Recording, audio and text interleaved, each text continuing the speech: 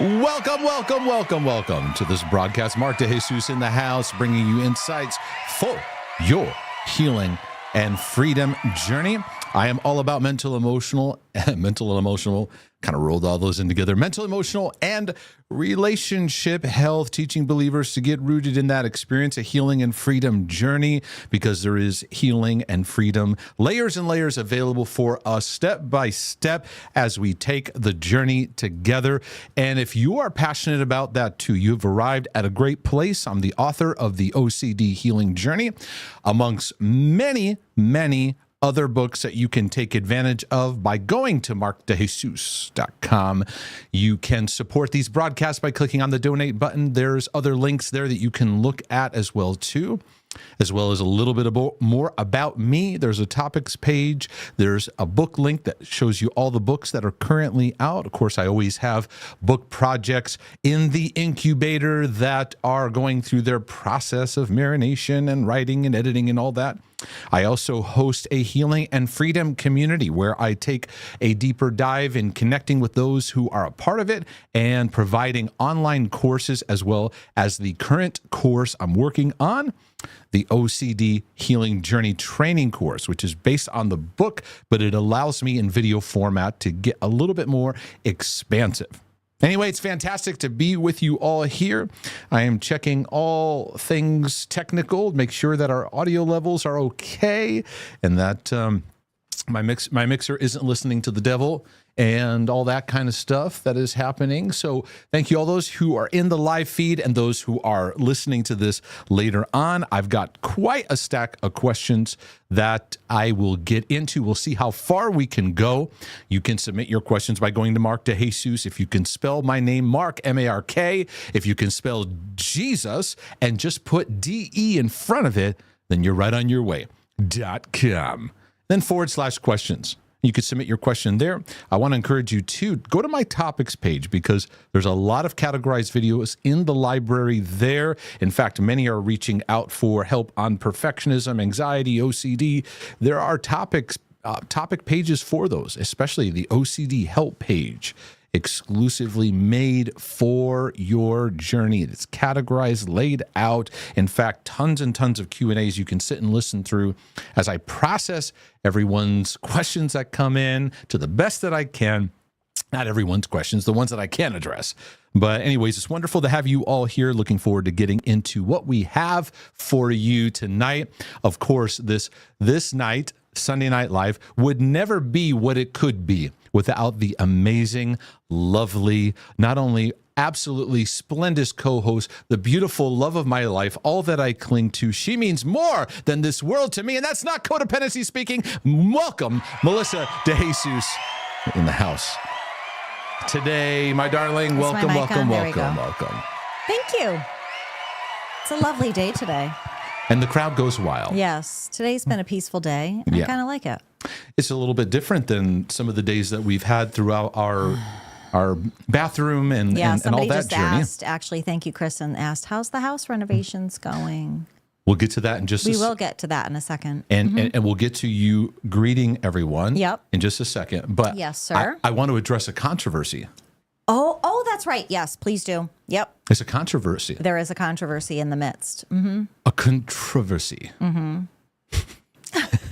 I was somebody in the comment section rebuked me. No, she did.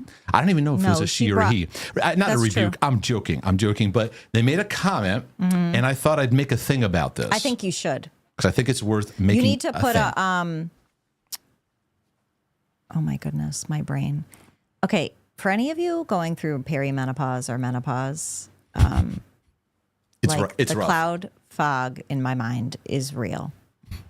It's not good. We both have our share of fog that we're going through, but yours has a uniqueness of its own, doesn't it? It's bad. Like I can't even pull simple things, simple words. Anyways. All right. While you're holding on to that, let me bring up this video clip. And I was somebody in the comments had said this, and there is a famous clip that we use quite often, and people love it.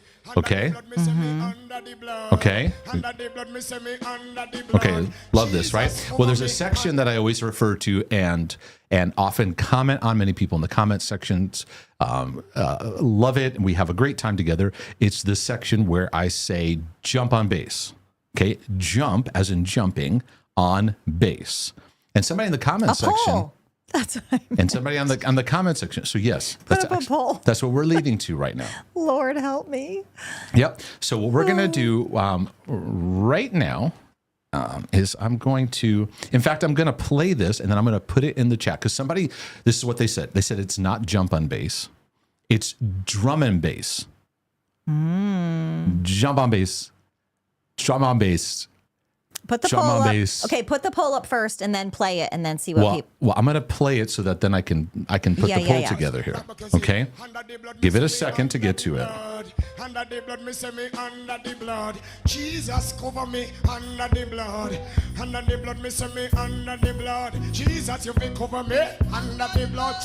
In the morning when me wake up, and the blood that Jesus me take up. And when me feel like me, I go break up. Put the blood on me face just like a makeup. In the morning when me wake up, and the blood that Jesus me take up. And when me feel like me heart break up, put the blood on me face just like a makeup. Under the blood, under the blood. Okay, it's coming. Jesus cover me. Here it comes. Jesus, you will cover me. Say under the blood. Under the blood. Jesus, you will cover me. Jump on this. There it is.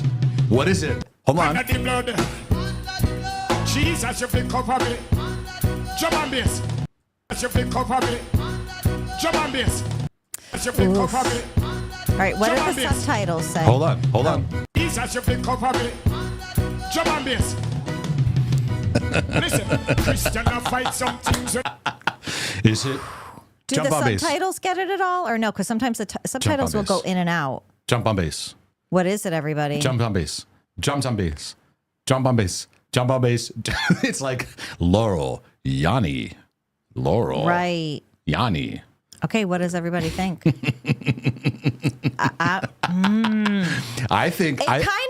I think that we got it into people's heads that it's Even jump on though- base. It's probably drums. drum and bass, but jump on bass is still appropriate for what's happening. Yeah. Okay, I'm gonna go with Jump on base. Jump on base. Jump on base. Jump. so East said it's drum and bass. Take it from the Caribbean man. Drum Yes, and bass. East. Jump on base. Okay. Jump on base. Yeah, I will tell you, everyone's pretty split though. Well, no, now it's getting up there. I think East is right. He's like, it's drums, guys. It's drum. Jump on But base. we were mind blown. Jump on base. It's kind of like with John's last name. The pitch turned into pinch. Right. Yeah. Well, we just put the N in there. But Yeah. It just sounds. an extra N. It sounds better when he says jump. It sounds better to me to think jump on bass. But Yes. it's most. I'm 95% sure it's drum and bass. Okay, so people are saying, okay, a lot of people saying, since you said drum and bass, now that's all they hear. Right. Now that you see it, you can't unsee it. Or hear it, sorry. Sounds the same. It does sound the same. Under the blood. Jesus, you will cover me. Jump on this. Under the blood. Jesus, you will cover me. Jump on this. Under the blood. Jesus, you will cover me. Jump on this. Okay, someone thought it was drop Listen, the Christian, I bass. fight. I have a little, hold on. Okay. Yeah. What's the conclusion? Okay, well, let me go to the poll. Oh, I mean, it's close. Neck and neck. It really is. But I'm going with what E said because he knows. We're divided. We're divided. So Johnny, our Johnny Pinch, we're still calling you that, John. Okay. He was already playing the bass, so it would not be appropriate to tell the bass man to jump on something he was already jumping on. That's true, John. Yeah. Yeah. Oh, goodness. Yep, this is very, very important. We're stopping everything right now to deal with this. It's 50-50. Now it's 50-50. Ooh. Yeah, neck and neck. Yeah, I think though. Well, in the Jump, drum, jump, drum. jump, jump on bass, drum on bass, drum on bass. I'm gonna say drum and bass, drum and bass, drum and bass. Yeah, Kristen. He's looking towards the. Yeah, he's saying drum and bass. Yeah. Mm-hmm. Well, let's look at this because what other instrument is playing before it? You have to kind of. That's what I was saying. Like, listen to what instruments are playing. You have to kind of see. I'll bring it to another 10 seconds That's what I was saying, Sabrina. Yeah, notice how the music goes to only drum and bass. I don't. What else is playing? I don't know. Jesus, cover me. Jesus, you will cover me. Stay under the blood. Oh, maybe he wanted the lady in the back to stop singing. I was just gonna say That's what it was. He wanted her to stop instead of telling her to. Yeah, instead of saying That's please. What, Instead of saying please. Right. Like you guys missed that from last week. That was a friendly way to tell her to zip it. Yes. Jesus, you will cover me. Yeah, because all there is bump, bump, doom, bump, bump, doom, bump, bump, doom. Under the blood. Jesus, you will cover me. Drum and bass. That's him telling her to zip it. You know what? Someone said Someone said jump on bass for life. This is bringing out a whole new level. He just wants the lady to. He stop wants her singing. to zip it. Okay, wait. East says when he says drum and bass, he's asking for only the drum and bass to be played, basically telling the keyboard and guitars to stop. And the lady, he wants her to zip it. Yeah, no, I know my hearing's not the best, but I was. Is there a synth playing somewhere in this? Let me see if the let me go later and see. We're going to spend a lot of time on this today in investigation because work. I don't see a piano player. Under the blood. Under the blood. Jesus. Oh wait. There's a whole thing going on there. Wait, Hold yeah. on. There's some keys going on. Oh yeah. Dun, dun, dun. Allow the land with pure corruption. A warfare time, this a revelation. Thank Father God for give me salvation. Fill me with Yeah, the blue Holy shirt. Ghost, it is an inspiration. Say, under the blood. Yep, I hear it now. Yep. Under the blood. Jesus, dun, cover me. Dun, dun. Yep. Jesus, you will cover me. Say. Yeah, there's like a horns kind of Okay. synth sound. Dun, dun, like that kind of yeah. I love it so much. Drum on bass. I feel like Drum on bass. Drum on bass. we have not resolved this, but you know what? Yeah. We're going to need some more investigative work. Yeah. This is fantastic. This is great. Yeah. This is great. Well, why don't we do this? Why don't you greet everybody and say hello to everyone in the live chat, and then we'll carry on with some of the things that's going on today. Hey, and those of you that are new, welcome, because this is what we do. We do random things. We are the actually I'm the queen of random, but yeah, we do like to do random things like this. Okay, thank you. I needed my little jam. Shoulder shake. Okay. Hi, Rox. Margaret Super Chat is so funny. Hi, Eminem. Hello, everyone. I have an out-of-town family, so I can't be live. I want to say, proud to be a member of this channel. I support very few people. Well, listen, we love you, Margaret, and I feel very proud that we are part of that small few. We get it. Yep. Adrian. Hello, Adrian. East. Hello. Emma, Pete, Colorful Thinker. Hello, my dear. I feel like we haven't seen you in a while. Hello. Can you help me with the next name from Canada? I can't say it. You asking me to help you? Yeah, it's HRIP. I don't know. You know how we mess up names. Anyway, from Canada. Hi. I can't say your name. And I don't want to mess it up because I do that a lot. Okay, Megan, Darla, I am Kaya, Marty. Marty Mar, Meg, VC, Victoria, hello, Raquel, Larissa's Home Interiors, hello, Canada living here in Canadian living in Texas. Wow, that's a big move, honey. Rox is from Illinois. Hello, Illinois. Polly, Shosha. I think okay. Sometimes Polly, it's Sosha. And we keep saying Shosha. Yeah. We do that with names. They evolve. Names evolve with us. We're just going to call you what we want. We're the worst with this. Tyrus, Irina, Ubin, Jennifer, Victoria, lovely Estelle. Hello, Estelle. Diana, Aiden, Rhonda. Hi, Rhonda. Lovely Rhonda. We love Rhonda. 100 videos for the world. Soterian, HS, Christopher Games. Hello from Nigeria. Hello. Lynn and Janata, Kristen. Let's see. Danielle. Oh! Chris. Let's see. Ruvim. Wait, I don't have my glasses on. Is that XANN? Well, anyway, hello, honey, from Toronto, Canada. Johnny Pinch, hello. Johnny! Let me see. EJH, Hitsuji. I probably didn't say it right. Space Boys, Fevin. Hi, Fevin. Let me see. Down. Katie. Hi, Katie. Chris. Sabrina. I think I'm getting Tamara. AM. I think I got everybody. Besides Stillwaters, Victoria, I think I got everybody. Let me go to Rumble. Research. Hi, Research. I think I got most. Trey. All right. Brandon. Yeah. I did. Thank you, honey. I said your name right. Yay.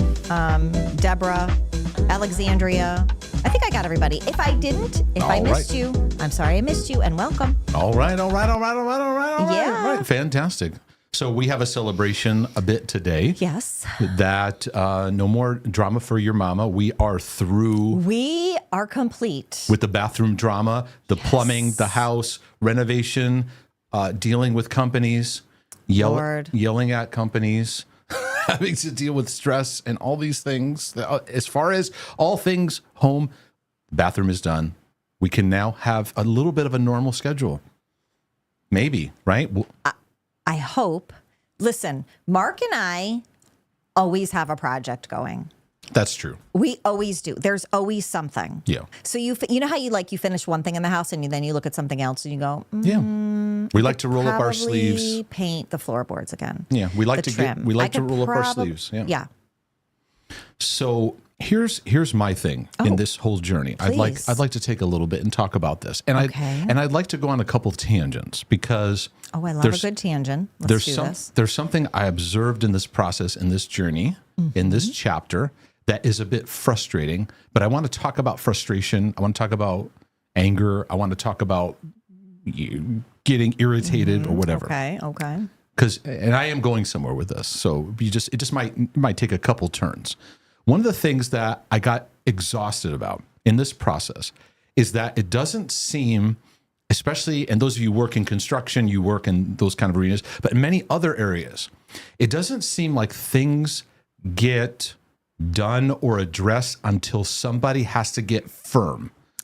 It's remarkable to me because we had this, you all have been traveling with us on this journey. Last year, we spent from May till I think it was October with this. It was a simple leak, but it led into a bunch of things, insurance and all this stuff that had to go on.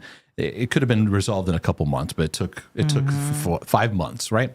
Okay, it is what it is. We went through that. So then this year we started seeing problems with the work that they did. And I won't get into that. Past lives, you hear us explain more about it. But anyway, send an email. Okay, I'll get back to you. Phone call, leave a message, send a follow-up email, phone call. So there's weeks of this, right? No reply. So then what happens is... I keep record. What's that? And I keep record. So then what happens is when we were looking at having the plumbing worked on, because there were a number of different problems. The bathroom was leaking, but then I had a leak in the foundation. So I had a plumber over. We were going through a number of things, and they pulled back where deeper inside the wall where the work had been done poorly, and he was pointing it out. This is a problem. This is a problem. This is all right. And so something in me goes, that's it. So it's like everything stops. I grab my phone And you know what? No. I practice the gentle redirect because I said, no, I'm not going to do this right now because I'm really upset, but I'm going to do this tomorrow. Yep. But sometimes you need to just do it in the moment. I said, I'm pretty worked up about this. So the next day, and the business day I knew was closing out. So I said, I'm not going to get anywhere today. So I sleep on it. The next day I'm on the phone and I'm like, I need to speak to so-and-so. And he's not available right now. He's in a meeting. Then I need to speak to his supervisor. He's ignoring me. This is ridiculous. Your company needs to take responsibility for this job. He's in a meeting right now. Get him out of the meeting. I need you to get him out of the meeting. He's been ignoring me. So whoever I'm going to talk to, I'll go higher up and talk to them. And they're going to hear everything that's been going on about this. Okay. Now stuff's moving. Now she's going, hold on a second. He's in a meeting. He's leaving the meeting and he's getting on the phone right now to call you. I said, I need him to be calling me in the next few minutes or this is going to get really, really ugly. He calls me. I have a conversation with him. I'm like, you guys know it's all on paper. What's happened here? I was gentle and kind, respectful, sent emails and phone calls. And it's like, it has to get confrontational.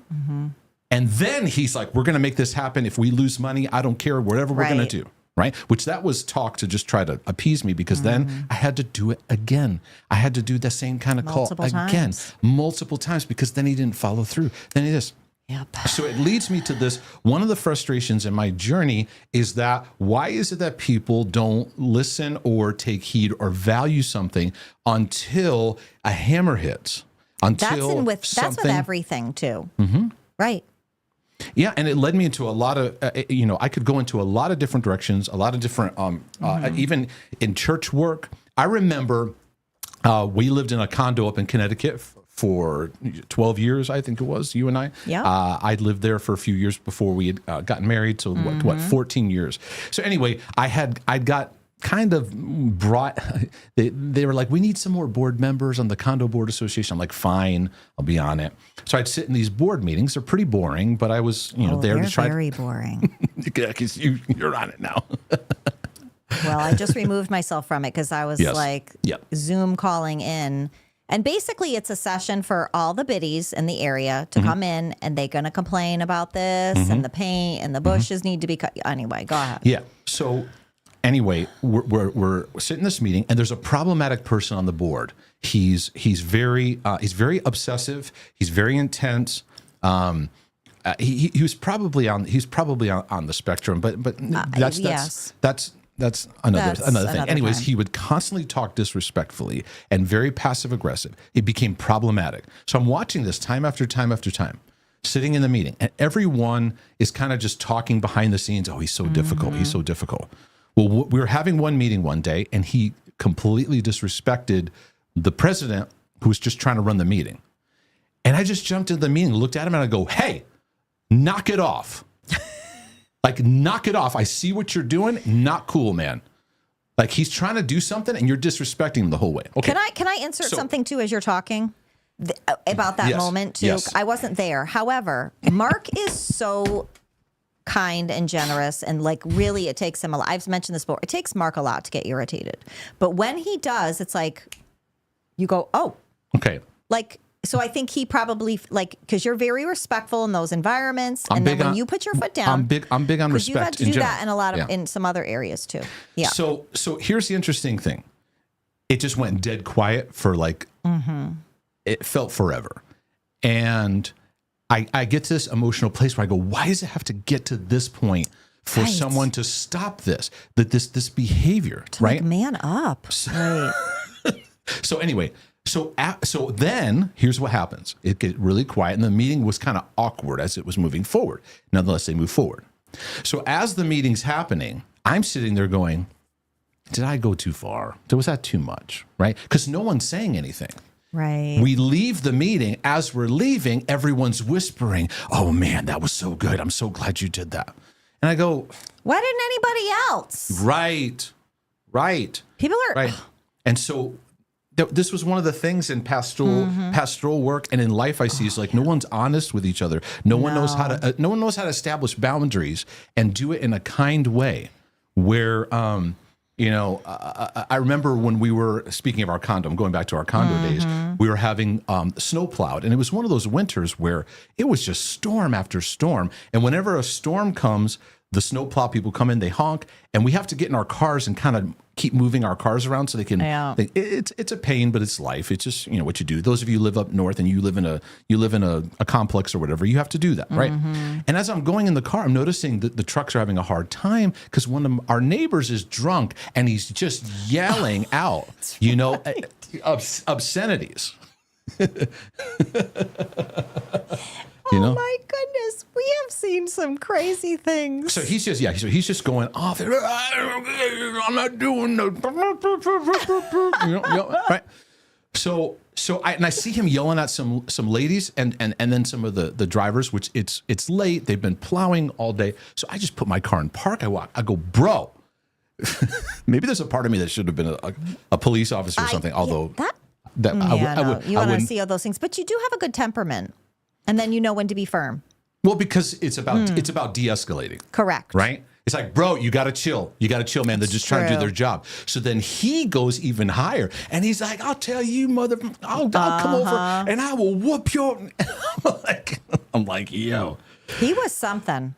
And then I remember in my head where, what is the scripture that says, rebuke a fool and he'll hate you? Right. Yeah. It's like... That's true. Because you rebuke a wise person, they go, my bad. It's right. You come to recognition. But I remember speaking of church, like I would sit in meeting after meeting. For example, I would sit down with couples, and I would see how disrespectful and it's not all men, but a lot of times not all, but most. It would be the husband where he'd make these comments. And I was like, if he's doing that in front of me, what's he doing, behind the scenes? This is where I've gotten the biggest kickback, where I'm like, that's true. Do I need security right now? Because a couple times you did. Because I would stop and go, hey man, not cool. Not cool. And I realized in that moment, like I was one of the first people to do say, that. Yeah, you need to say, hey, you can't talk to her like that. Right. Like you because I would touch on his, passivity. And like your wife is expressing some things here. Are you hearing? And he'd be in defensive, mode and like, because when you hit people who are passive, they can often react in anger. Correct. So this leads me to a bunch of things because I've had these moments, these confrontational moments, these moments of you get upset. And something I've learned in Christianity is we don't handle being upset well. We go, I feel angry. I need to get rid of the anger. I need to get it out. And I found in my journey a different relationship with anger that's helped me because many times anger is revealing something that needs a shift. It needs a change. We get angry at someone else. And we need to recognize there's a shift that needs to happen, either in how I relate to people or how this relationship is going, or a change that needs to take place, right? And many of us, we get angry at ourselves, and then we beat ourselves up for being angry. Then we go into self-hatred, we go into addictions, we just numb out. And I have found that there is a journey where anger can actually reveal things that need change. Sometimes we don't change unless we get angry. It's just a pattern that I've noticed. I'm not, and again, I'm not encouraging anyone to cuss somebody out. I'm not encouraging, but I find in our journey, when I say our journey, you and I, we've made some significant decisions. There was enough. Right. It's time to make a change. Right. When we left Connecticut, time to make a change. When we closed our church, time to make a change. When we left the church that I worked at, the AG church I worked at, it was like enough. Right. And there's a bit of anger that's in there. You need that. Sometimes you need that. And I think many people are trying to medicate or numb out this emotion, or they're spinning out about it rather than going, wait, there's something here that I need to... Get angry about this situation and make a decision. Yes. Yeah. Anger often leads us to decisions. Get mad enough about it, about where you're at. Yep. Abuse that keeps happening. The same pattern over and over. Yep. You keep getting the short end of the stick. Like No one is going to fight for you better than yourself. And that's true. That's true, because we want somebody to fight for us. Right. And what we're needing to do is actually change our relationship with ourselves. Correct. And go. What do I deserve to have? There's a lot of. Well, I would modify that a bit, because sometimes what do I deserve to have can go into I'm saying it was just making me think about the bathroom, because you started with the bathroom. That's what I was thinking of. We deserve to have it made right. Yeah. That's what I'm thinking of in that situation. Right. So yes, there's different things that apply to different scenarios of relationships and things like that. Right. Of working through. But I was in my head thinking of the bathroom. Yeah. Like, we deserve to have it made right. And we had to fight for ourselves to have it made right. We deserved that. That's what I'm saying. Yeah.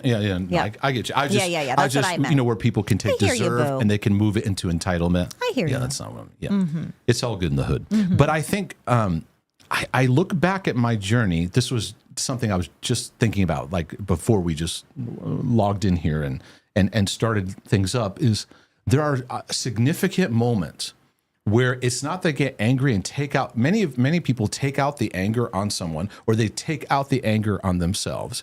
Instead of, many times I'll feel that combustion, and it leads me to break out of a passive state and go, enough is enough. I'm going to step forward in this decision. Enough is enough. So like when I got on the phone with that guy, I didn't lose my cool. But I was like, listen, sir, this is what needs to happen. And then things start changing. Now there's a part of me that goes, why do I have to do this? Why do I have to keep getting into these kind of situations? And I realized it's not a, why do I have to get into the woe is me? Why does this happen to me? It's a recognition that in life, we have a tendency to avoid uncomfortable decisions, uncomfortable situations, uncomfortable things.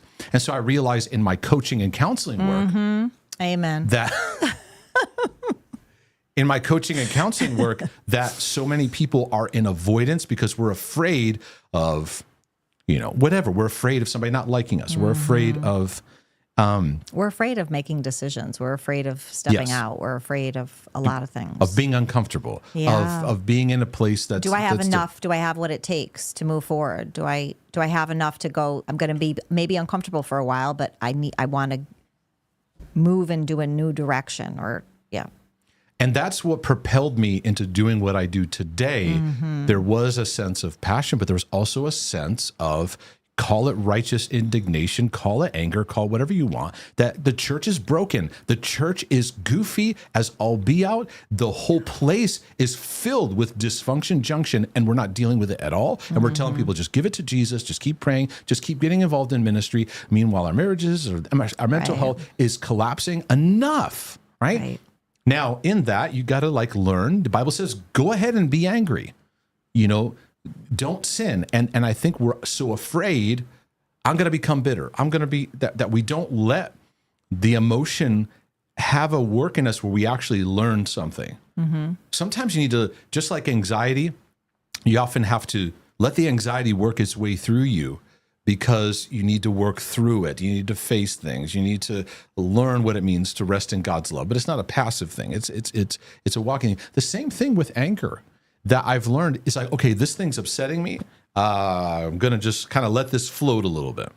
Like even that, a couple months ago when that thing happened where I had to call the guy, I waited till the next day, but not long enough to let that sit and just die out. There's a spark there, because I've had to, in your journey, we want other people to fight for us. We want someone to just do right and step in. And many times we have to step up and call for it. And this applies to a lot of things where people, are in abusive situations or they're in a difficult thing and they're trying to, I get emails and letters and questions and this and that. And it's like, at some point you got to go, enough's enough. I got to figure this out for me. I got to figure this out for me. Well, because we want something to come to us. We want to knock on the door. We want something like supernatural to happen. We want other people to do it for us, and that's just not. We want God to come in and change a circumstance. Yeah. And it usually involves God doing something, meeting you in you. Yeah. To what I was saying is in that we want God to change somebody else's thinking. Correct. So that then our situation gets better. Yep. And it just keeps us in this pattern where we don't make the decision. We don't, and so many good things have come out of me just deciding, because my tendency is I just want to be comfortable. My tendency is I just want to relax. My tendency is this battle is weary. This journey with mental health gets weary, and oftentimes it's that we want things to just get easier and get more comfortable, when really it's another level of rolling up my sleeves, because at each stage I grow stronger, I grow more resilient. So I give that as an exhortation to the brothers and sisters, because this journey takes strong decisions. It does. It doesn't, you make a decision, it's just going to happen. In fact, when you make decisions, it's usually every day, make a decision again, make the decision again, make the decision again. Like when I was practicing learning to love myself the way that God loves me, it was just like, I'm going to, I'm going to, again, Mark, again. It's a little bit of Mr. Miyagi. Paint the fence. It's very paint true. the fence. What am I supposed to do? Paint the fence. What am I supposed to do? Paint the fence. It's decision after decision. But I think I want to encourage the tribe. Don't be afraid of anger. And this takes practice, because we often take the anger into places that's unproductive, but there's a spark there. And that spark could lead to some strong decisions and you helping others recover themselves from stuff that they're needing help and freedom and encouragement into as well too. People don't leave abusive marriages unless they get angry enough. People don't leave, really tough situations. Anyone who has an overcoming story, somewhere in there, they said, enough, I've got to take a step, and I've got to, out of the love that is there, there's value and there's worth. Doggone it. I love it. So anyways, that was a long tangent, but I wanted to share that. I'm glad you did. Yeah. I think it was excellent. I think it goes back to parenting too. We're not used to having that firm discipline in love.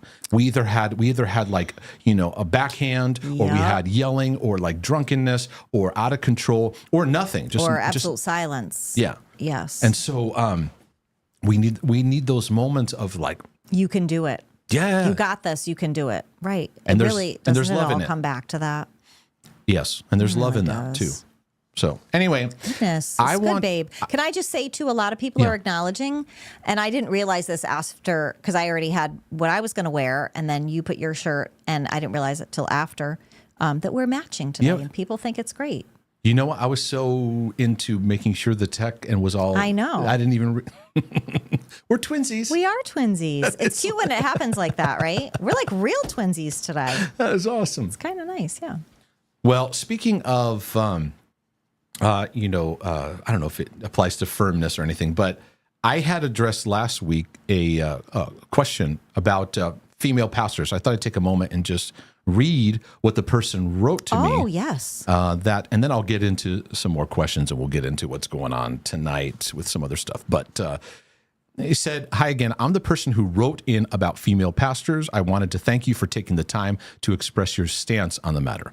I asked that question as I've had some rough encounters with seemingly false prophets, or perhaps false believers, lately, and I've noticed in each situation there was some compromise in their handling of the scripture or the way they lived their life that I was too uncritical about."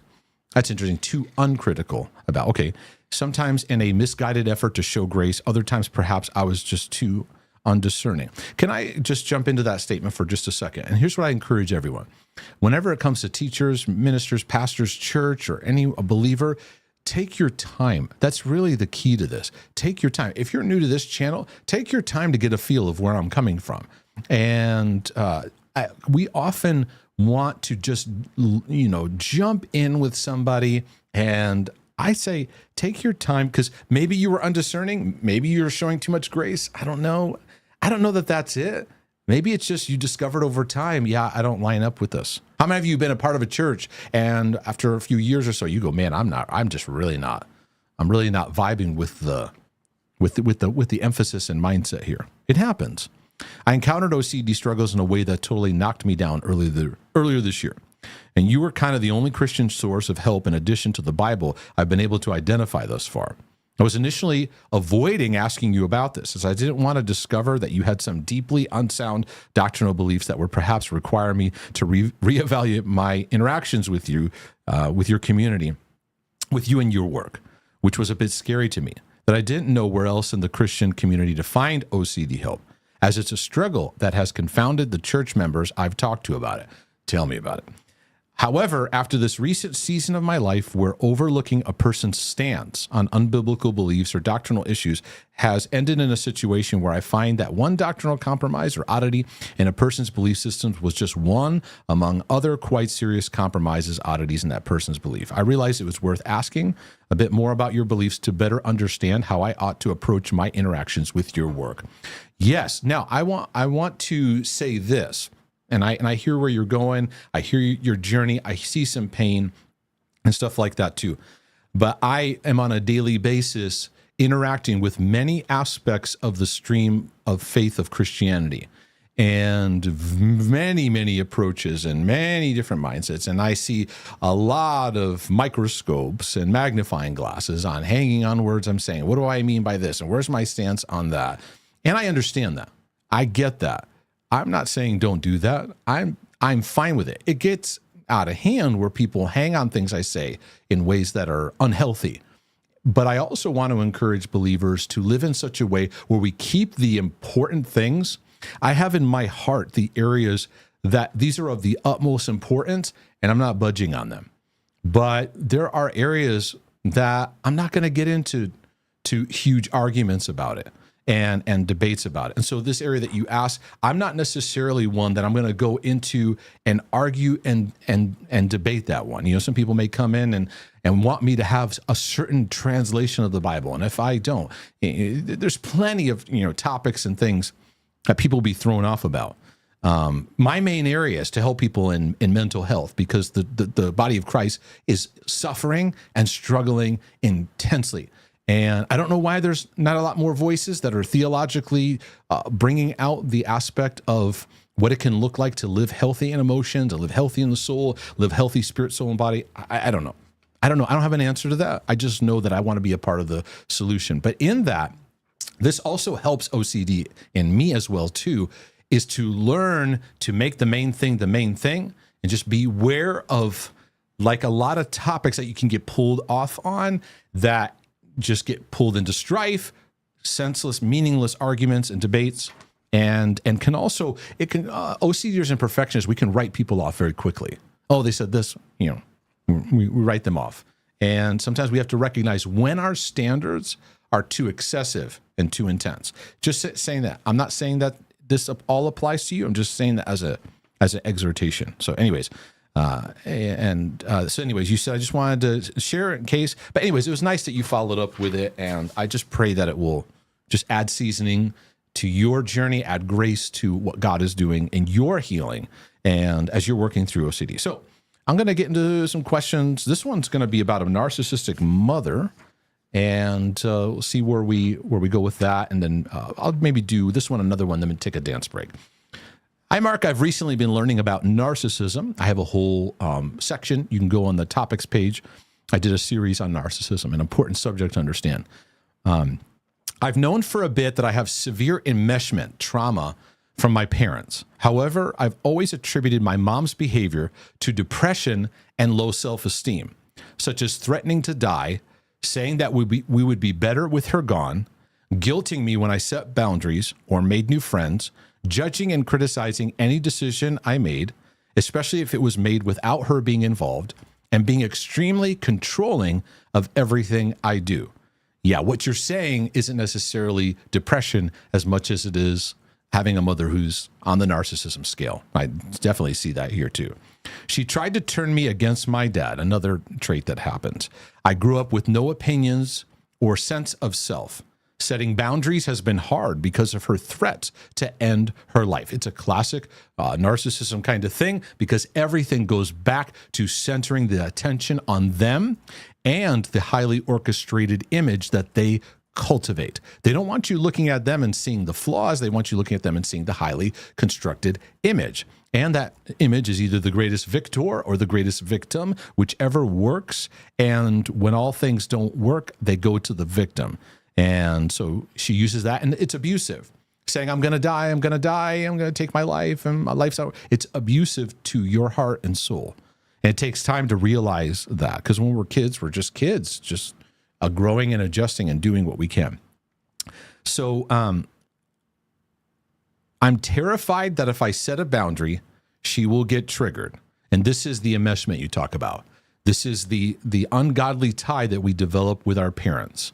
And this is why, let's see, last fall, you can go back in the lives and go back where I talked about building blocks in mental health, biblical building blocks. And one of them I spent a lot of time on is the principle of leaving father and mother. And what that looks like in the journey. Spent a lot of time addressing that. Then I also talked about interacting with, dysfunctional family around the holidays. There's some tie-ins on that too, because that's part of the ungodly tie that takes place. Is the responsibility for her mental health weighs on your shoulders. It's codependent. It's not healthy. And so it's going to take that strong decision to move forward. You're going to have to release yourself of the responsibility that if you set a boundary, she's going to get upset. In fact, accept it now. Accept it. If I set a boundary, she's going to get upset. There we go. And I've got to do it even though I'm afraid. And okay, so anyways, I'm triggered that I'm terrified she'll get triggered, feel this is unimportant, and follow through on her threats. So her livelihood is resting on you. And that is an ungodly relationship setup. And God is not putting this on you, nor does he want you to carry this. Let me say this very strongly, but at the end of the day, you have to make a decision to go, I can set a boundary and it is okay. And, but the guilt has and manipulation has done a number on your relationship dynamic. So I also feel extremely selfish for walking away or ignoring her when she starts to guilt trip me. Now, there's ways that you can learn how to do this. There's people that talk about this online. You can look it up, simple steps of redirecting the conversation. You don't have to feed that, what do they call the narcissism fuel? There's a term for it. I forget the term. Forgive me. But learning how to unenmesh yourself and become uncodependent. That's a journey. It's not just a switch step that you take. So, you feel extremely selfish. So you having boundaries communicates selfishness to you. And it's not. It's actually a part of love, of learning to say yes to the love God has for you and seeing yourself through love. And so guilt has become a way of in many homes, guilt becomes the currency of exchange. And it's not love, but we think it's love. I feel so cold when I tell her it's not your business.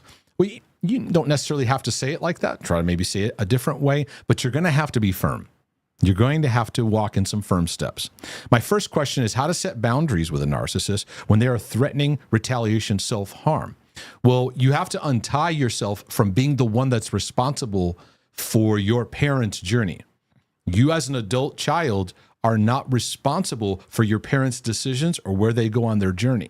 That is a very toxic setup that has been presented to you. So you're going to have to do some work on breaking that tie. The second is how to have compassion while also individuating and setting boundaries. It's going to involve learning that guilt is not love.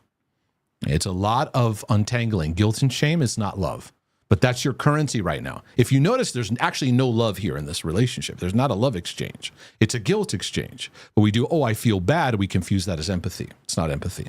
It's not love. It's guilt, and guilt is manipulative.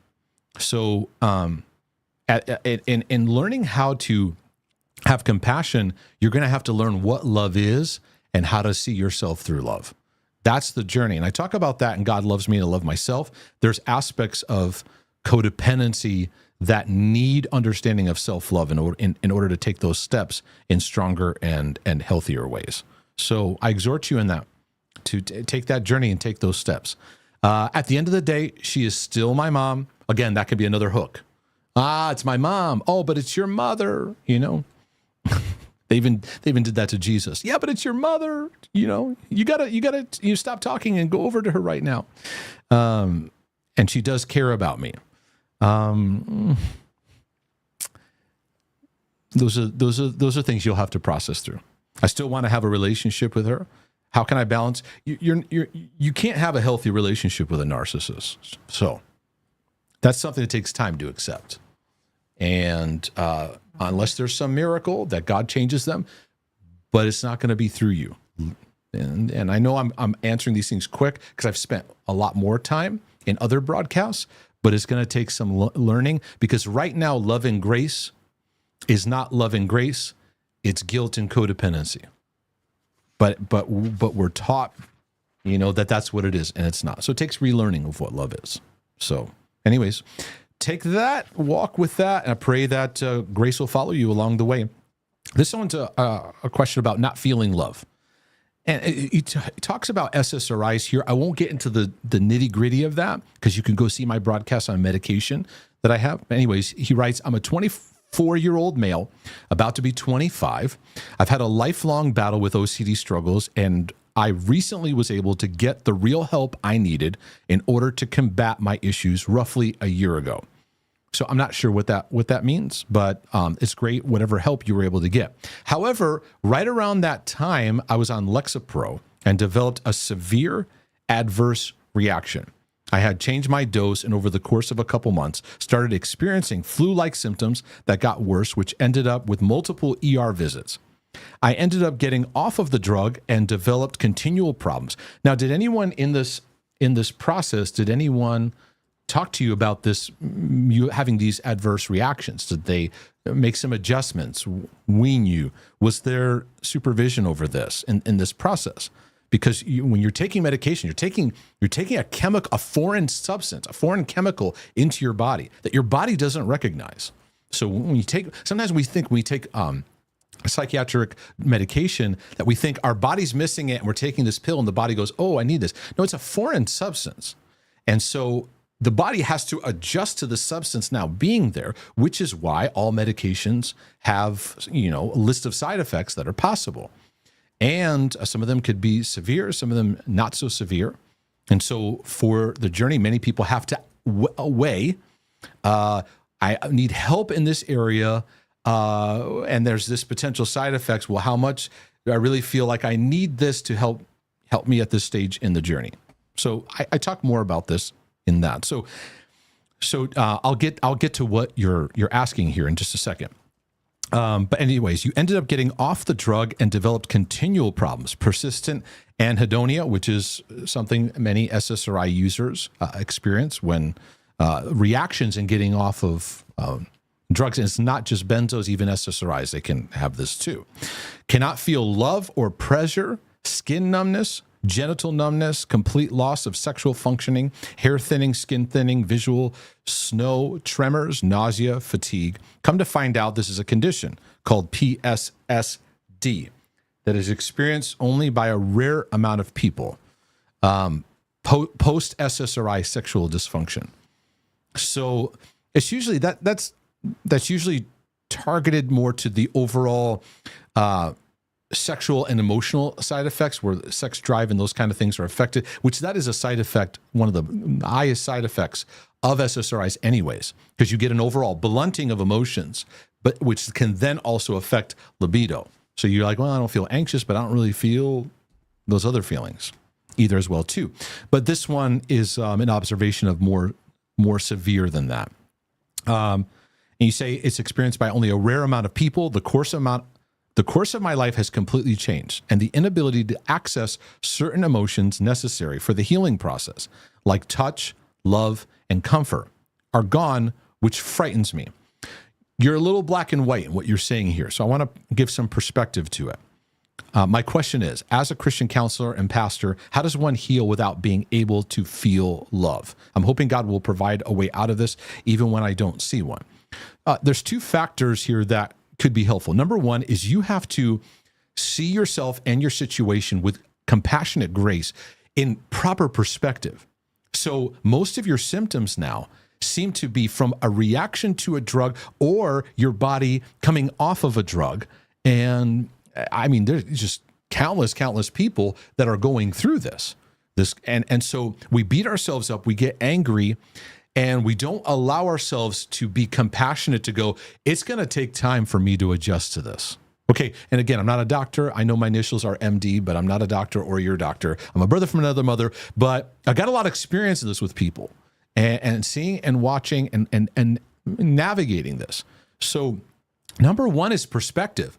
So when maybe you're having a little tremor, you're having some fatigue, or you've got some nervousness going on, is we have to initiate compassionate grace. Compassion being kindness, loving acceptance, and patience. And grace, which points us to, okay, what do I need, and what's the next step I can just take right now? What's the simple next step? Because grace meets us in that. So number one, the big one, is perspective of your situation. Number two is recognizing the primary basis of love is not a feeling, because feelings come and go. And when you're adjusting to being on medication, being off, or side effects or whatever, your emotions are going to be all over the place. Those of you that have obsessive compulsive patterns in your life, there are aspects where you can't trust your distorted emotions or your disturbance emotions. You can't trust them, that they are guides to you, because they interpret things distorted. And not only that, they're up and down. And so at the foundation, love involves a decision and a choice. So you have like numbness. You don't feel anything. And this actually can be a start for wonderful rebuilding, because each day you make a choice and decision to walk in what love looks like, even though you don't feel it, knowing that your body is struggling to adjust. And I would say this to people that do feel emotions or do feel, but they're struggling and I don't know where I do. It's about making a decision in love, because love makes a choice. For God so loved the world that he gave. Love was an action that he gave. And so at the end of the day, love is a decision that we follow, and we follow that decision, and love grows in that. Now, I'm not one of those that's like, stop thinking about your feelings and just ignore them. What we want to do is, you can be, though, compassionate to your dead emotions, even though you can't feel it, by how you act towards yourself. Meaning practice without the feeling, just I'm going to be gentle right now to myself. I'm not going to be harsh in my words. I'm numb. I'm struggling. And it's going to take some time. And that feeling is not there. So I'm not going to expect this feeling to show up anytime soon. I'm not going to tomorrow go, why is there, why can I connect to? I just can't right now.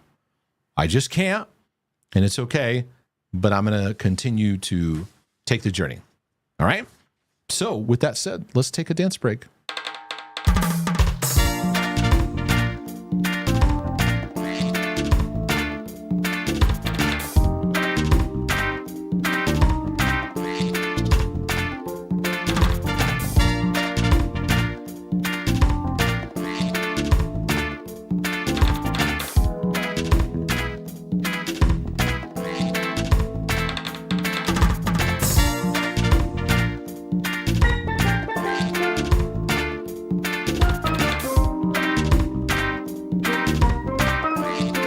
By the way, it looks like drum and bass won. But I still think jump on bass is still fun to say. So I'm going to still say jump on bass.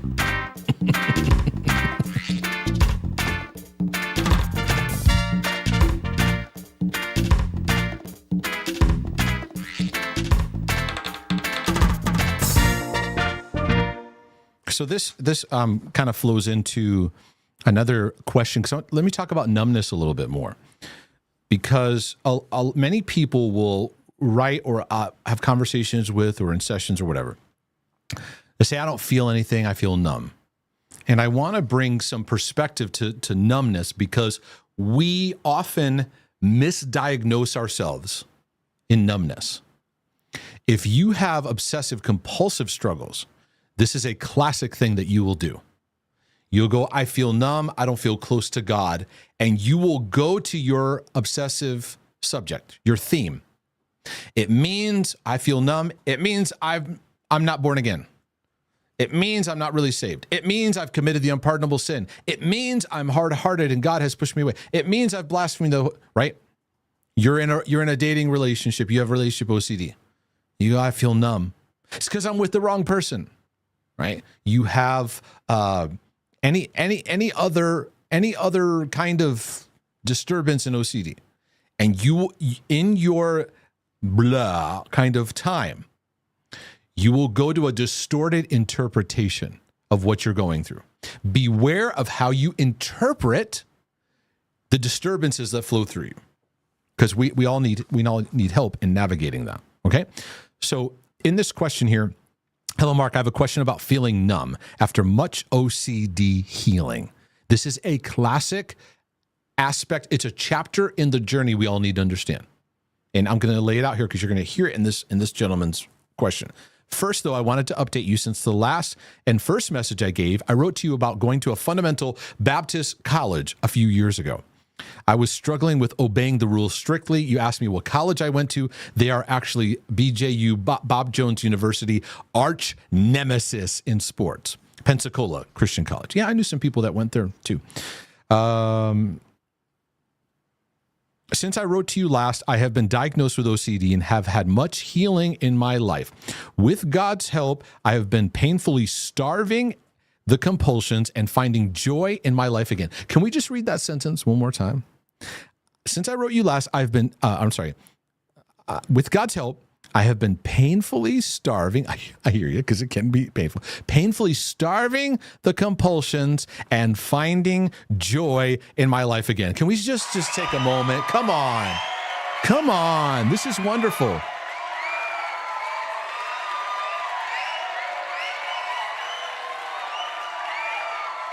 You Pensacola College attendee, you. But here we go. Your video scripture and my relationships have helped me find freedom. You can go ahead and say, I'm sensing the however and the but and play the Jaws sound. Yes, because this is what happens. Welcome to my world of questions that I receive from people.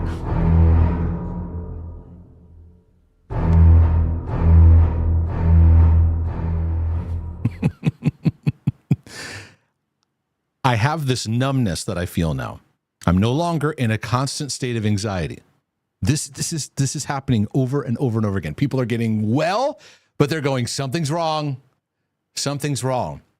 Now, this isn't just for OCDers. This is for codependents. This is people that have been abused. This is people who have been traumatized. People who have had panic attacks. People who have had anxiety. People that have had, you name it. You start to make progress and you start to feel this no man's land that you go into. I call it the doldrums. Doldrums is a nautical term, which speaks of areas in the ocean and time periods where there's no wind. So ships with sails have nothing to give fuel to move forward. Luckily, most ships today have motors and so forth. So it's not really a thing that we talk about that much anymore. But in nautical days, you're stuck for a bit. And you'd look at the ocean and it would be as still as glass. It's the doldrums. And in your journey, as you break through whatever your disturbance and storms, you enter into new territory. One, you're not used to. And two, you need to develop new references, new resources, new steps. For example, as I started to break free of chronic daily anxiety, debilitating anxiety, I didn't know what to do with myself because I would spend my day looking for, checking, examining anxiety. So I had to learn how to live in faith, hope, and love, how to learn to live in a power, love, and a sound mind, how to develop my focus. So what you're describing as numbness, I get it. I get what you're saying. Beware of judging it harshly because it's going to cause you to go back to your old obsession. I'm numb because of that thing, whatever it is. Okay. I am no longer in a constant state of anxiety. My mind is quite calm. I think you meant quite calm. I no longer have extreme ups and downs in my emotions, but now I have a lack of joy and feeling. My encouragement to you is steady. Just keep walking. This is par for the course. It's normal in the journey. It's normal. Because you've been under emotional drama. Is it okay if I use that? I'm not saying drama, you're dramatic. You have too much drama. I'm not using it in a shame way. I'm using it in the sense of like just a lot going on, a lot happening, a lot of chaos. And now it's settling. What do? It's new and your nervous system took a beating under OCD patterns, you go, but you don't know what to do with yourself. I would push back and go, I don't think this is numbness. I think this is the quiet that is okay. It was interesting for me to learn that walking with God isn't him barking at me all day. That walking with God is not me chasing all these thoughts. In fact, when I moved to North Carolina from Connecticut, there was an aspect, it took me a few years to start to come into awareness of, I don't have to have drama around me all the time. There's not a lot of drama in church involvement and drama in problems. And I would just wake up every day in this, like, what's next? What's the next thing? What about this? What about that? And I realized I don't have to live this way all the time, that I can actually take new steps in my journey and get used to that. So anyway, you say, I feel, okay, on top of that, I feel disconnected from God, like something is off. Okay, let's refine the interpretation. God's here, I just don't feel connected to it right now. He's here, I just don't feel connected to it. And we're not going to feed it and read into it. Because if we do, we're just going to go back in old patterns. You're going to be back in unproductive spirals. You say, so like something is off. Because of this, I return to my original OCD questions, like, is this a sin? Should I get rid of this? And try to get the not right feeling away. I take sin seriously and want to strive to do what is right. Is this normal for OCD healing? Yes, it's normal to be pulled back into your old patterns. I can't help but returning to what I used to obsess over, thinking that I must resolve it in the sound mind I now have. Now the anxiety is gone. Yeah, it's our tendency to go back, even though it was toxic and not helpful and destructive, to go back to our old ways, go back to our old patterns, because it's familiar, right? Not healthy, not helpful, but it's familiar. I also struggle with resting in God's love, sensing that there's something wrong. This has been going on for a few weeks. I'm afraid I might be going in the wrong direction. Right. You're not. Because learning to rest in God's love is a process, but it also involves learning to go, okay, I'm not hearing a lot of noise. It doesn't mean something's wrong. It takes time when you leave the chaos to settle in. This even applies to people who grew up in alcoholic homes or grew up with constant drama happening in the family. Sometimes we become prone to even creating drama where there is none because it's what we're used to. Yep. I found myself going, I'm just so used to stress that I'll just churn it up even where it doesn't exist and doesn't need to be there. So, did you say something? I just said yes. Oh, okay. I was like, yup. All right. So anyways, this one's kind of cracks me up a little bit, but I get it. So I watched your videos on religious perfectionists and I realized that I was one, but that made me even more upset because now I realize I was thinking wrong and it made me think, well, now that I'm not perfect and I will never be, how do I accept that? That is literally a perfectionistic loop sent in as a question. And the perfectionist battle is the struggle to accept yourself in love and the struggle to accept yourself in your goofiness, in your battles, in the things that you're going through. So it is kind of funny, but you may not think it's funny, but it makes me chuckle. It's literally a perfectionist mindset. I can't believe I'm a perfectionist. What is wrong with this? This is unacceptable. This is unacceptable. This is terrible. Anyways, I'm going to take a break and I'm going to see which question I'm going to go into next.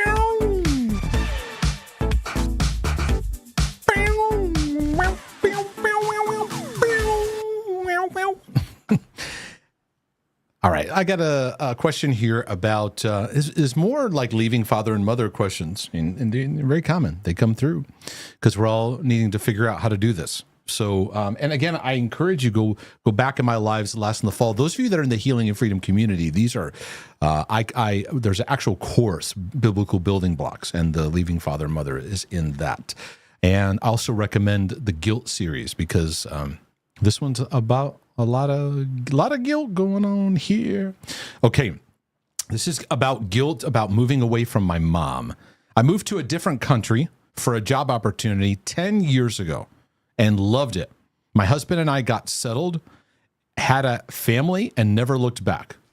Awesome, this is great. Moving on, no problems. You're having a wonderful life. I know. Here we go. We absolutely adore where we live and have such full, rich, happy lives. Okay, better and better. What's the problem here? Our children have amazing childhoods, and every day I feel happy, blessed, and frequently want to pinch myself as my life has worked out better than I could have imagined. Praise God. Wow. This is so much good news and so much stuff. Where's the jaws? I know it's here somewhere. Here it is. However, my mother was never happy that we moved away, even though I text a lot and go home 3 times a year for a few months in total. There's nothing that can try to suck the joy and happiness out of a room than a mother who's not happy. She has never come out and told me that she's angry I left. Okay, so she's more passive aggressive, does the weird silent treatment, or does the, but makes a point to never say she thinks I did the right thing and very subtly belittles where we live. I constantly live with guilt that we have relocated, a 2-hour flight.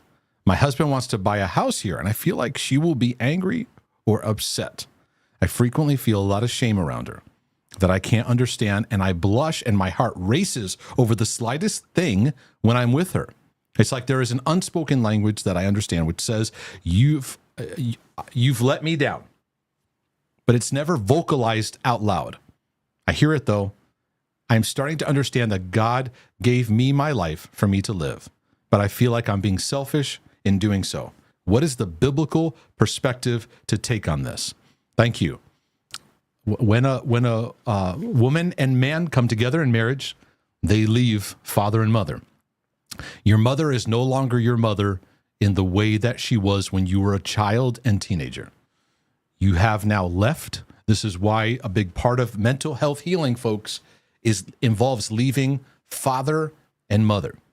I'm encouraging, I've exhorted our 20-year-olds, 20-somethings. You got to understand this concept. It doesn't mean dishonor. It doesn't mean being a jerk. It doesn't mean being rude, but we need to learn that we have to take steps now on our journey. And even it isn't necessarily applying to you getting married. It's applying to you becoming an adult, because your parents' job is to raise overcoming, believing adults. Whether they did that successfully or not, there's a mixture of good, bad, and ugly, right? That you have to process. When you hit the adult stage, it's now for you to figure out. So within that, there's what you're getting is there is a tie that's wanting to stay intact, to have your mom's approval over your life decisions. And I will say, if you feed that, we all have struggles with that, but if you feed that, it will lead you to making decisions based on that, and it's not going to let you make the faith-filled decisions that you and your husband need to make. So when I moved to North Carolina, my parents' first reaction wasn't awesome. They had a super hard time with it. Super, super hard time. But it was the decision of, this is what's happening. Wanted to let you know. And giving you some time to process, but this is what's happening. And I've had to make many decisions like that, and many decisions where I didn't get full on board. And it's not like you're going, hey, I want to start selling drugs, Mom. So it's not like, can't be a thing in family like, hey, that's not a wise decision. But you're wanting to take a step forward, but there's that tie of guilt Guilt, folks. Guilt. Many of my papers are going everywhere because of the fan blowing. We're needing to work on guilt and ungodly ties. Does seem like that's a theme throughout, right? I encourage, go through my guilt series, and the quick answer is accept your mom doesn't approve everything that you do, and accept that there will be times you won't get it. The more we go to accepting it, the more we make the decisions, feel the uncomfortable feeling. We have to learn how to live through uncomfortable feelings. Live through that feeling of, I didn't get the full, but you're now living your life. And the guilt and mom disapproval will want to pull you out of that joy. So that's my feedback. And you can do it. Make the decisions, move forward. Go buy that house. Sounds great. In that amazing place you live in, wherever that is. And send me a letter and tell me where that is. Maybe I'll come visit. This is a question about sex addiction and overthinking. Can a person that is a sex addict in recovery overthink about the subject? Yes. And especially if there's OCD, because you do have OCD issues. I know because you've written to me before. And OCDers often have certain addictive patterns that become a part of their numbing and coping mechanism. And then when they try to stop, they try to stop by the law, meaning this, don't think of that, don't think of that, don't think of that, don't think of that. And that process makes things worse. And you're trying to avoid thinking a thought. Instead, learn to practice the gentle redirect of like, it's all right. I don't have to focus on that right now. Bring it over here, and learning what it means to live in love, which is both the journey of sex addicts. It's also the journey of those who struggle with OCD. And so, yes, that compulsive kind of behavior can definitely come into that. So, let me talk about church avoidance. This is an interesting question. This just came in today. I've been struggling in my OCD journey for almost 10 years now. I've exhausted many materials and researched countless things to help me, but haven't found anything quite like your ministry. I'm glad I can be a help. I just want to thank you for what you're doing. I thank God for bringing me to your channel. Question: any advice for OCDers working through the heart healing journey while trying to navigate church avoidance? Well, you're going to have to tell me what you describe as church avoidance, because I need to confirm that that's what it is. For many years now, I keep attending church because we are told that's what Christians are supposed to do. Okay. I sense the guilt kind of thing coming in. But most times I dread going. So if I was to sit down and talk to you, I would ask you, why do you dread going? Is there great community and great things, but you have certain anxieties that you're working through that need to be confronted? Then I would say, hey, this is something that needs to be faced and worked through, right? Or is it, this just isn't working, and on top of it all, I just feel like every time I'm just getting hit and overwhelmed. So that's kind of the journey of understanding. Now, if you want to hear a little bit about my journey, I did a broadcast, sometime last year, I think, on mental health in church. Go check that out. I share my story in that, and maybe I'll do an update on that as far as even where I'm at today with it. But, okay, so anyways, you dread going, you always feel, you walk away condemned, which then reinforces the avoidance loop. I'm not sure if doing this process, I should take a step back from church. I'm afraid some people in my life will judge me and think I'm falling away. Okay, that's not a good reason to keep going to church, is that people are going to judge you and think you've fallen away. That's catastrophizing. It's the OCD over-explainer that wants to kick in. Boy, do I know that. Boy, do I know that one of over-explaining. I feel a need. I'm still working through that in my life, that I don't have to over-explain everything. So I'm like, I need you to understand. I need you to understand. I want to get to a place where I'm able to receive the pastor's message as intended and not through the distorted view. This condemnation has led me to withdraw from wanting to attend, serve, connect with others, all the things I used to enjoy before the OCD took over. Okay, so I'm getting the picture here that you love your church, but OCD symptoms rose up, and it's now like very, very difficult. So it sounds to me like you might just need some tools and support to approach church in a way where you have a bit of exposure therapy, in the sense where you're working through the things that hit you. But I'd also need to know, is your church condemning? Sometimes it's just like, these messages are pretty condemning.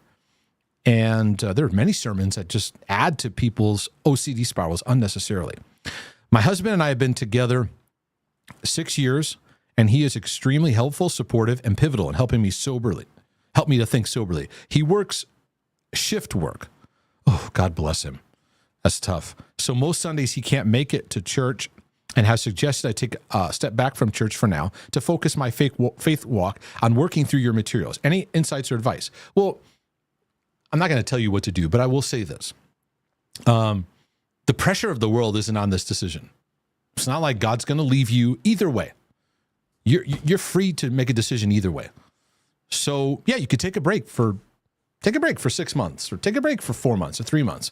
There isn't going to be lightning that's going to strike you. And then after a while kind of go, is there a different avenue that maybe I want to go?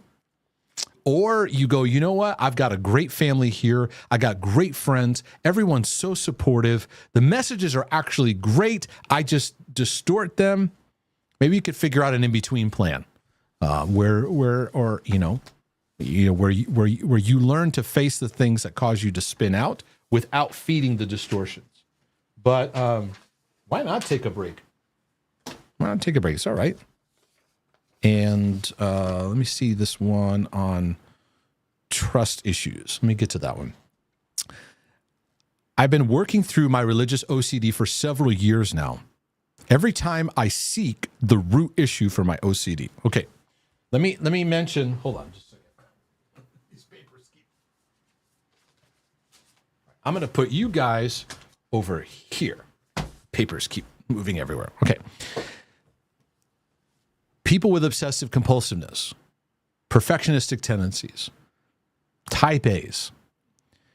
When you search for a root issue, you can find things that you don't need to find, go places you don't need to go. Because getting to the root, or as I would call it, getting to the heart of the matter, needs to be learned as you're open and it shows up to you. Like insight shows up to you. Revelation, Paul called it the eyes of your understanding, right? Just be aware. Sometimes we go, I got to find it, I got to get it. And we do it under pressure, under duress. And it's not the best way to find these things. But I get what you're trying to say. So you say, every time I go to the root issue for my OCD, I find it's a root of fear of being deceived or manipulated. Now, there can be a fear, but there's usually an underlying underneath the fear. So, which is usually rejection. When we travel down to the bottom of the root system of what we struggle with, there's some form of rejection, which includes abandonment and some absolute disconnection. People will leave me. God will leave me. I'm going to die. I'm going to be in hell. I'll be alone for eternity. I'm going to die. I'm going to be alone. That's kind of where all trails lead. All trails lead down to some form of abandonment, some form of disconnect. That's why I teach on the rejection root, so important to understand, because that feeds the branches of our fears. It partners with fear, right? So you're seeing your fear, but that's not your question here, but I'm just giving you that for your own journey and discovery. I always find it's a fear of being deceived or manipulated, right? That's where trust issues come into play. We have a sense of something that we can't trust in. We can't take a step in. There's uncertainty and doubt. And a big part of OCD is doubt and uncertainty gets inflamed. So we have major trust issues being able to land. So I doubt everything I hear or see these days, and it obviously negatively impacts my relationships. When I come to scripture, I read it with a very skeptical heart and mind because I'm constantly on the defensive. What I would ask is, what in history has shown you that things are not to be trusted? It's not about what's in front of you. It's about history. And where has history shown relationally things are not to be trusted? Because those usually need processing and healing. I'm always safeguarding myself from deception or manipulation. So my brain comes up with these what if possibilities as I am so afraid of thinking God will be there for me or save me when he really won't. These are all part of the distortions I talk about in OCD. And we see here the but what if? That's the struggle with uncertainty, the doubt and uncertainty. There's the perfectionism. I got to make sure I have perfect certainty before I can trust. And there's the distorted meaning of our thoughts, meaning God's not going to be here. He's not going to help me. Then there's the difficulty with emotions. We're trying to control this. So then the number 5 there, the inflated responsibility. It means I gotta protect me. No one's gonna mess with me. There was an interesting observation a friend of mine had he lives in California, and he would visit us when we lived in Connecticut. And he visited us a bunch of times. He'd stay for an extended period of time. And one day we were having a conversation, and he was contrasting California culture with New England culture, just in kind of how people are. And he's like, there's some things I observe. And I go, tell me, I'm all ears. He said, it's interesting, you New Englanders, you have this thing about you that is suspicious about anyone new you meet or anyone that you're talking to. Like, who is this guy? What's he got up his sleeve? He said, I don't run into that as much in where I lived growing up in Southern California and LA area, Orange County, and those areas. He said, we're a little bit more trusting culturally in the sense of like, hey, I'll hear you out, welcoming. He says, you have this thing as just interacting with people. No one is going to one-up me.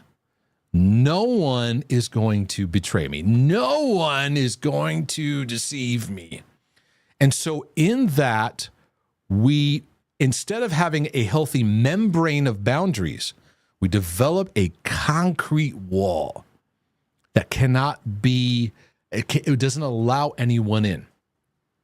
And so for people who have trust issues, we have to come to the point of healing and working through where betrayal was happened. But at some point we have to go, okay, I have to have an allowance for this. Boundaries are a membrane. They're not a cement wall. Because a membrane, it's like a cellular term, right? A membrane has certain things it allows in. It's okay. Certain things it won't allow in, right? And so in learning to be healthy, we still have to make room in the membrane, so to speak, the boundary of, okay, I'm going to give this a shot, give some room to get to know this person. So recovery involves both healing from what has been, but it's not just, I'm completely healed from that, and now I can step forward. Nope, it doesn't happen that way. It's usually like, okay, I'm doing some work, but I got to take a step because otherwise this concrete wall is going to imprison me. So, but you have a lot of obsessive compulsiveness that you have when it comes to relationships that you spin about. Obviously, I get immense guilt and shame from having these thoughts. Okay, we're gonna let that guilt and shame just go right through. We don't need to feed that. Any ideas on how to work through this fear of deception and manipulation? Do we work through the fear by accepting, yeah, there's times where people will be deceptive to us. Yeah. I cannot live a life completely ironclad 100% preventing me from someone not being deceptive or trying to be deceptive or trying to be manipulative. I learn as I go. And there are times in my journey I went, oh my goodness, I trusted that person. And that did not go well. And then what we do is shame ourselves and create an ironclad lock moving forward, and that imprisons us. This is super important. Super important because many of you out there, you've got yourself in an ironclad protective barrier, and you call it a fortress, but it's really a prison. You might see it as a fortress of protection. It's actually imprisoning you, and it makes mental health battlegrounds worse. Okay. Obviously, I have trust issues that have stemmed from a lot of experiences that taught me to trust no one and protect myself at all costs. I get it. I get that pain. I get that understanding. How do you break this habit? Allow yourself by decision to say, you know what, I'm open. And you got a suspicious eye. You're like, that's all right. I'm not super hyper concerned about that. When I was pastoring, and people say, I don't know, what kind of pastor is this guy? I'm like, it's okay. Relax. If you got some suspicion, that's fine. Take your time. Let's not rush into this.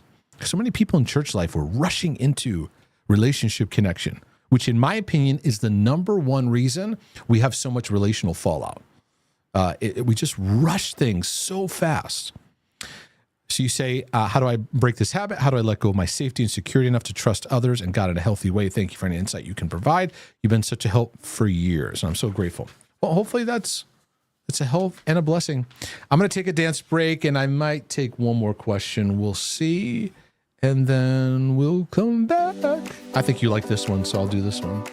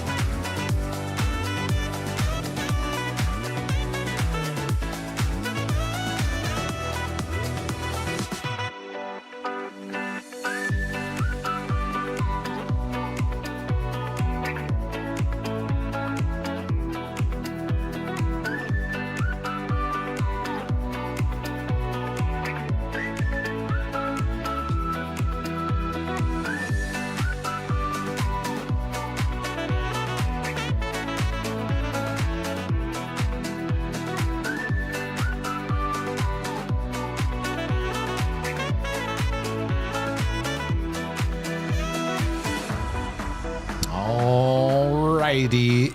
My love, is there anything going on in the super chat arena with any of the comments or feedbacks or questions? Anything No, happening I there? feel like that everybody's having great conversations. There's been great feedback to what you're saying. I mean, I feel like it's just been a great evening. Oh, it has. It has. Yeah, and there's no other super chats. I don't think. Wait a second. You know what? Wait a second. Nope. I think there was one. Hold on one second. And we match.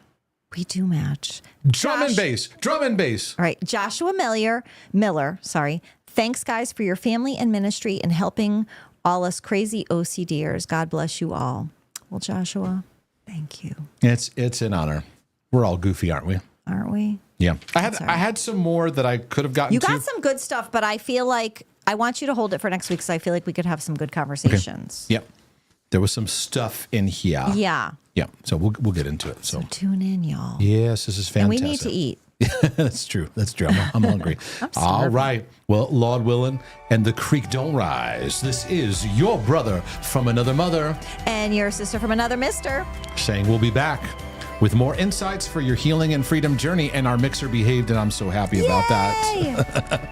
In the meantime, We out.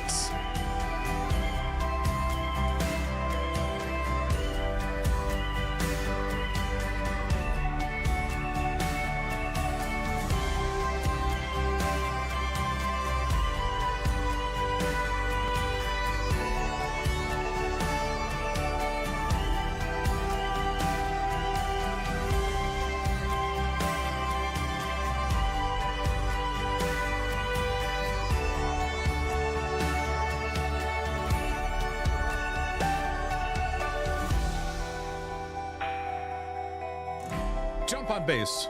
Jump on base.